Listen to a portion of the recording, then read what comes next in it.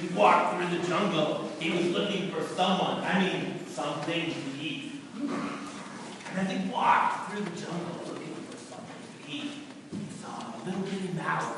It jumped out of the bushes and then started to run across the path. And he jumped on it.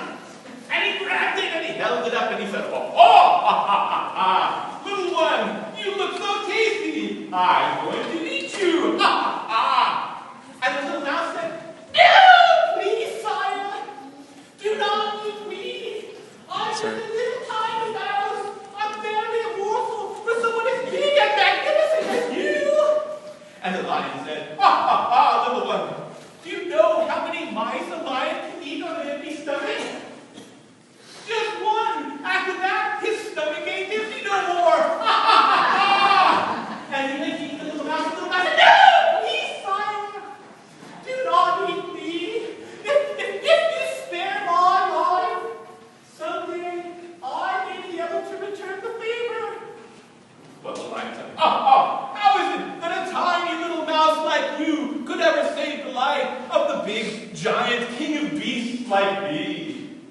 And the little mouse said, well, sire, I am just a tiny little mouse. My brain is very small.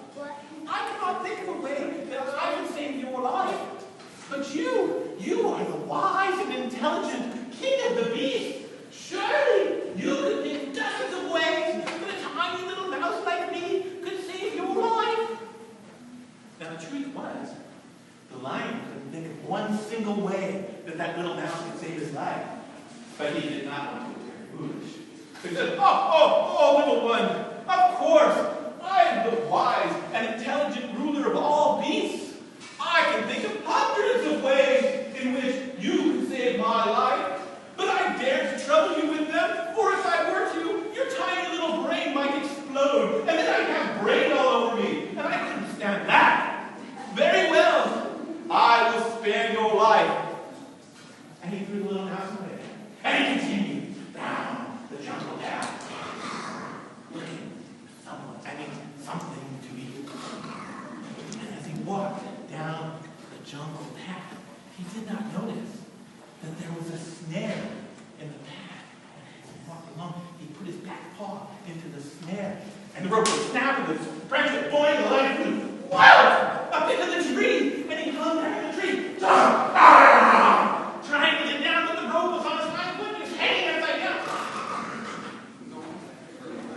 And then along came two naked villagers with their spears, and they saw the lion hanging up there in the tree. And they said, Roy, we just caught ourselves a lion. Why don't we cut him down and bring him home? You know what I'm going to do? I'm going to skin that lion, and I'm going to turn his skin into a wonderful davenport. I'll do that in the living room. I'll tell you what, you have not lived until you've reclined on a sofa made from the skin of the king of beasts. It's the most luxurious thing ever. And so they said, all right, let's cut him down. And they stuck their spears up there and tried to poke the lion. And he batted the spears out of the way. He would not be cut down. So they said, we'll just let him hang there for a few days and come back. And they went off down the road. Well, there was the poor lion hanging from the tree, wondering how he was ever going to come down. Well, guess what he saw down there on the ground? He saw a little mouse down there on the ground and said, little one, now's your chance. I spared your life. Now's your opportunity to save mine. And the little mouse down on the ground, he looked up at the lion, and he was thinking, if I just leave that lion hanging there, pretty soon he's going to become a sofa for someone, and I'll never ever have to deal with him again. But then he thought, well, a promise is a promise. He said, I'll give him a moment, my lord, and I'll save you from your fate. And he climbed all the way up the tree until he got up on the branch. And he got up on the edge of the branch where a rope was coming over. The rope was pulling the lion out. And the lion said, well, what are you doing up there? He said, I'll be done in a moment, my lord. And he chewed and chewed until the branch, or until the rope was just a tiny thread. And he continued to gnaw. And then the rope would snap, the lion fell, boom, the branch would boing, and the mouse would,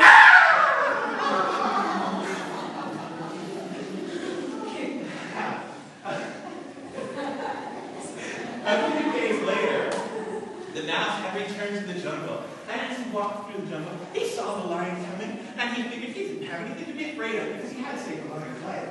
And when the lion saw him, he pounced on him, and he held him up, and he said, "Ah, ah, ah, you